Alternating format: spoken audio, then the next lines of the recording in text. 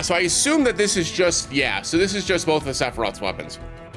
So we're going to be talking about his Corruptor of the Planet, his Kikuchi Manji, and his Shiranui, I believe is the other one.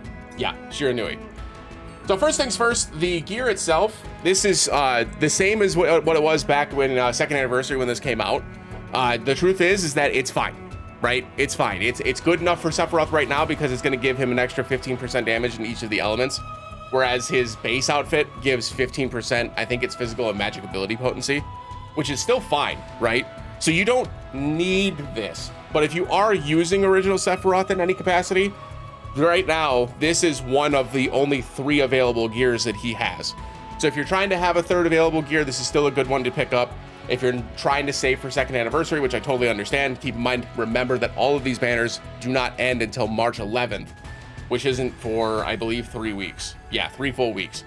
And it looks like second anniversary or 2.5 anniversary is going to be starting on Friday night, the 6th, which will be a couple of days before this. So you'll be able to make that choice then, right? So that way we'll know if like original Sephiroth is going to have an outfit and a banner during the half anniversary, right? And then you can make the decision then, right? So just starting with that first and foremost, wanted to make sure we get that out of the way.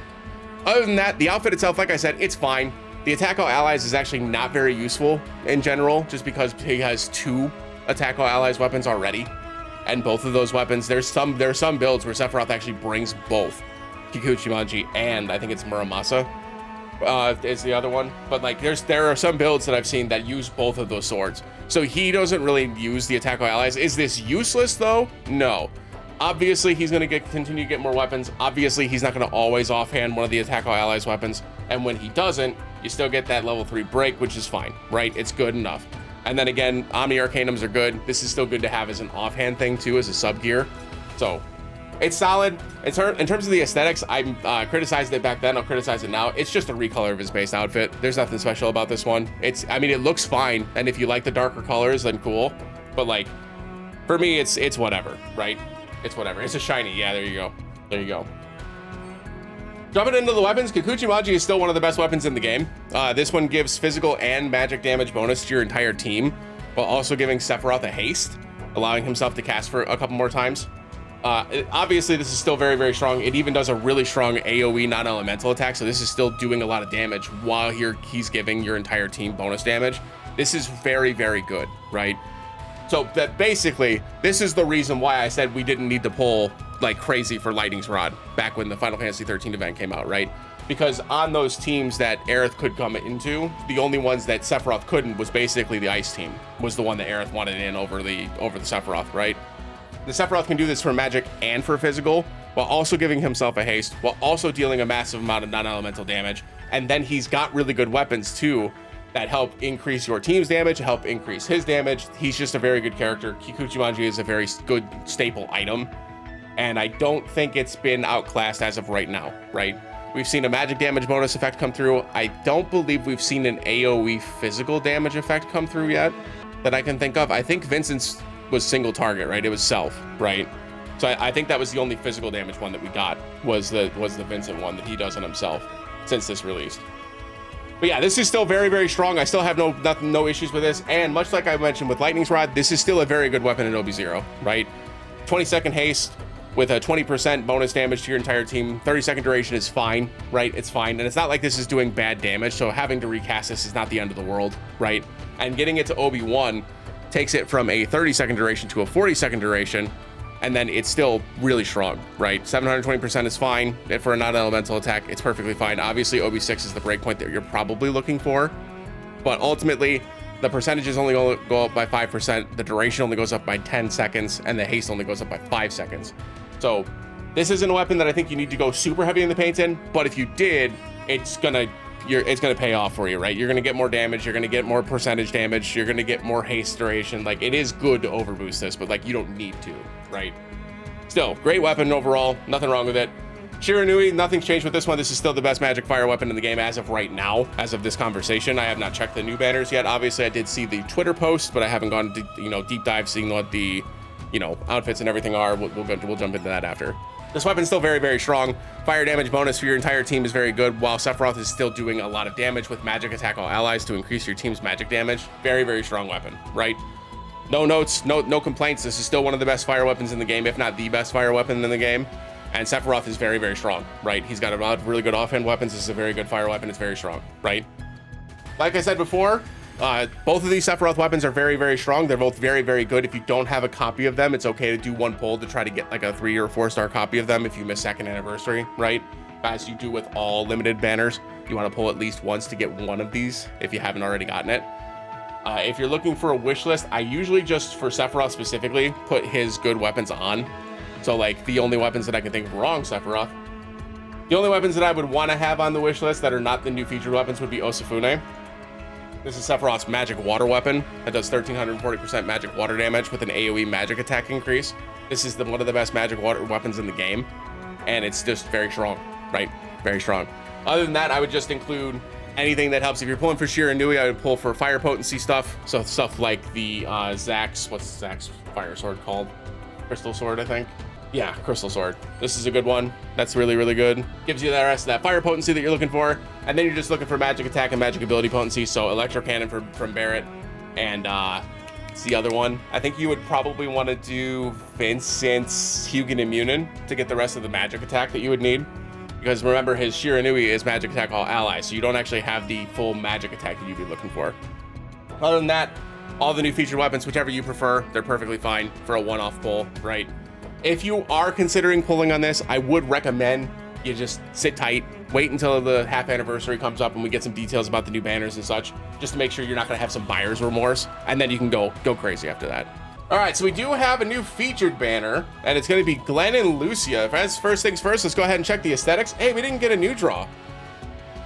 By the way, this is cute. I like this. With a little hammer and the paw print. This is cute. I like this a lot. I love the little hat. We're big fans of Hat Day here. Let's go.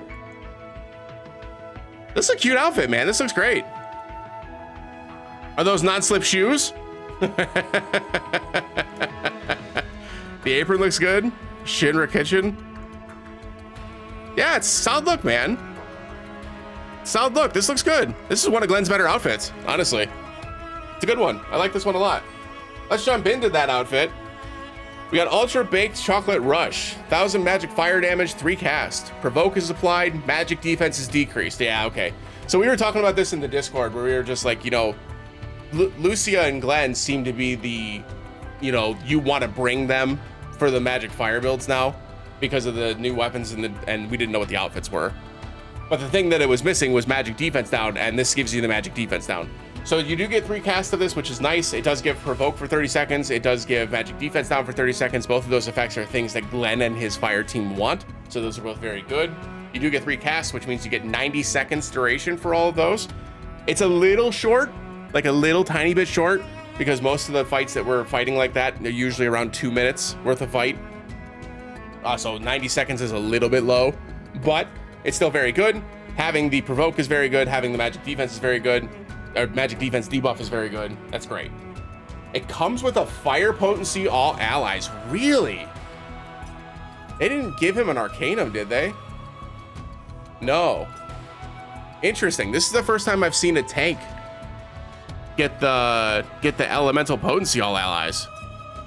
Fascinating. And then 1 gil bread. Attack stance command gauge, magic ability potency plus 20. When granting fire resist, oh, omni resist down, max tier plus. So of the +1 tiers, right? Of the +1 tiers, offensive ones are ones that I prefer. And as of this conversation in this recording, we have not run into an enemy that is weak to an element that is resistant to resist down as of this conversation. So unlike the other ones where it's like P attack extra tier, P def extra tier, blah, blah, blah, blah, right? This one, the enemies to this day do not have the ability to resist the elemental resist down. And unlike the outfits from last week, which just came with that +1 tier, this actually comes with an extra 20% damage, right? Which is dope. So unlike the other outfits, this one's actually pretty good overall. It's pretty good. It's solid. Glenn doesn't have a ton of elemental resist down weapons, so he can't really make use of the other elements yet. I'm guessing they're gonna fix that. Like they're gonna give him more elemental debuffing weapons over the course of the next couple of months. Because otherwise, like right now, it's basically just fire. Like I think he's got fire and earth, because he doesn't actually have a water debuffing weapon. I don't think he has wind either. He doesn't have lightning either. And I'm pretty sure he doesn't have ice. So he only has 2 of the 6 available at this point.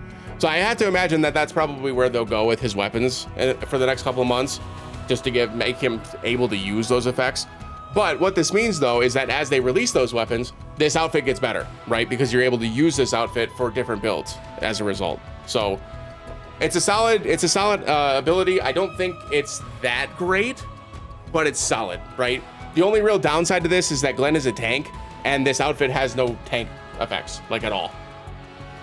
So with sub gear, it doesn't really matter, right? Because with sub gear, we can get those tanky stats on anyways, but that means you would have had to pull for other Glenn outfits, and the odds of you having pulled for other Glenn outfits, meaning everybody watching, pretty low in my opinion. So overall, it's a very good outfit. I think it's solid. I think that I still don't like these +1 tier effects that much, but this one is probably one of the least offensive ones.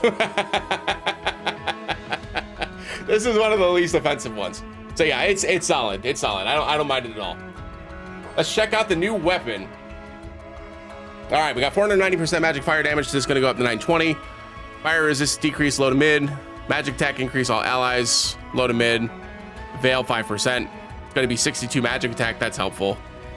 Sigil boost 1. Okay. 590%. Let's see if it goes mid to high, mid to high. 16-second duration is really low. Really low.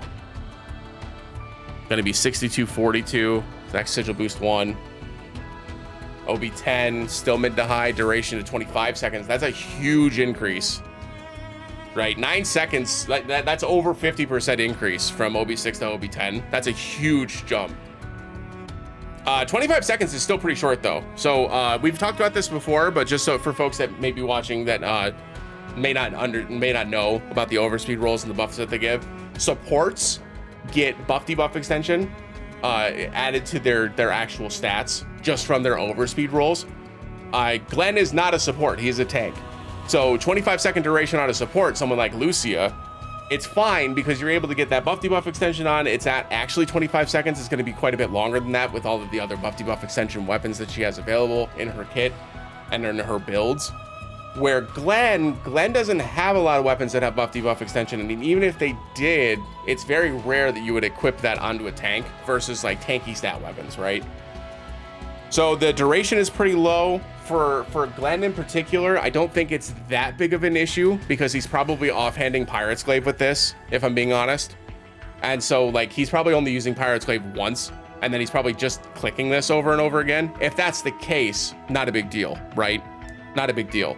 But you have to keep in mind this effect, right? This 25-second duration now also competes not only with his offhand weapon, but now also with his Gear C ability. So it's a little weird, right? But if you're not pulling for his outfit, then you don't have to compete with that Gear C ability and the conversation's boot, right? But it's worth noting that the duration is pretty short for a single target attack, right? The AoE magic attack increase being a shorter duration, I don't mind as much, I guess. I feel like it's a lot easier to get this up nowadays. But like the resist down, this is very important for like maximum damage challenges and stuff, and especially things like the guild battle, right? So it's important that you make sure you're utilizing your ATB with Glenn carefully with these durations being so short. 10% Veil is very good though. Magic attack and fire potency being where it's at is good. It's a solid weapon, man. It's really good. It's really, really good. But this is basically young Sephiroth's weapon with a bit more power, right?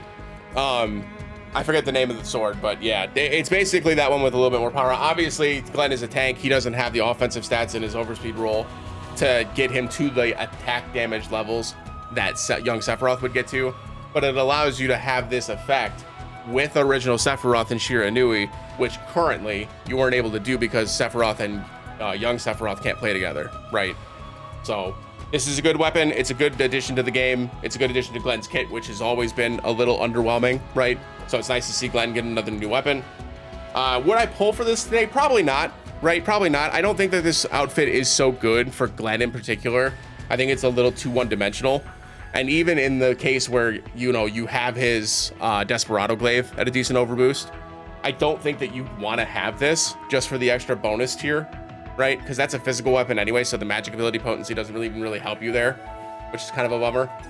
So it's not as, you know, encompassing as some of the Omni Arcanums that we've been seeing, but it's definitely a good outfit for his fire build specifically.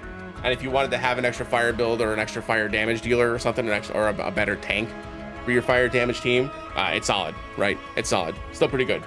Did Lucia not get an outfit? Really? She just got a gun. No outfit for Lucia. Wow. That's rude. That's rude. Yeah, what a bummer. All right, let's see. 490%. This is going to be 920 as well. Fire weapon boost, C and UC abilities. Okay, so this is separate from Shiranui, right? It's not bonus, it's boost. So this actually increases your fire damage by 20%. This is going to go up to 35, I imagine. Yeah, up to 35. Okay, we'll just keep it here. 35% for your entire team, 25-second duration. But again, remember that this is, does this get affected by buff debuff extension? I think it does. I'd have to double check it to be sure, but I'm pretty sure it does. Condition, first use. See, that matters. Okay, so first use is HP gain. That matters. Okay, so this HP gain is good, right? 60-second duration, 8% heal is good. This is solid, right? Really good weapon, right? 920% damage with a 717 magic attack is really good.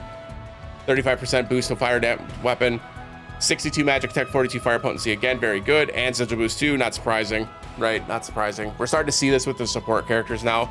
Most of the support weapons that they're getting, like Sid, Lucia, etc., Kate Sith, right, all have sigil boost too. But this weapon's really strong, man. Really strong.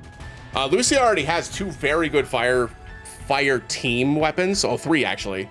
Fire team weapons. One is her limit break weapon, the Shinra Celebration Rifle. The other two are the Marine Shooter, which is more focused on the physical side, and then the Rose Musket, which is more on the magic side. This is a very good weapon, and it kind of actually plays pretty well with those two, right? Rose Musket is pretty good in terms of just like its fire damage and does magic defense down if you need it. But the Shinra Celebration Rifle, her limit break weapon, is probably what you're aiming for in terms of an offhand weapon for this build, just because it gives your entire team fire potency up. It also inflicts enfeeble. It's got attack all allies. It's just a very good like weapon, and I think its secondary ability is buff debuff extension, which is obviously also very good for Lucia as a support. This is a good weapon, man. It's very good. I wish she would have gotten an outfit, but I guess with her limit break outfit, you probably wouldn't want to compete with this one anyways. But yeah, that's kind of a bummer. That's kind of a bummer. It would have been nice to have Lucia get an outfit to pair with this really strong weapon. It's pretty good. Overall, in terms of just the banner value, obviously with the guild battle being magic fire, this is what they're trying to have you pull on this. The truth is that most of the featured weapons in the game, we've got a lot of really good featured weapons that can work with magic fire, right? So as long as you've got those weapons available, you probably don't need something like this right now. This isn't that much of a power boost in magic fire that it's going to move the needle that much for most content.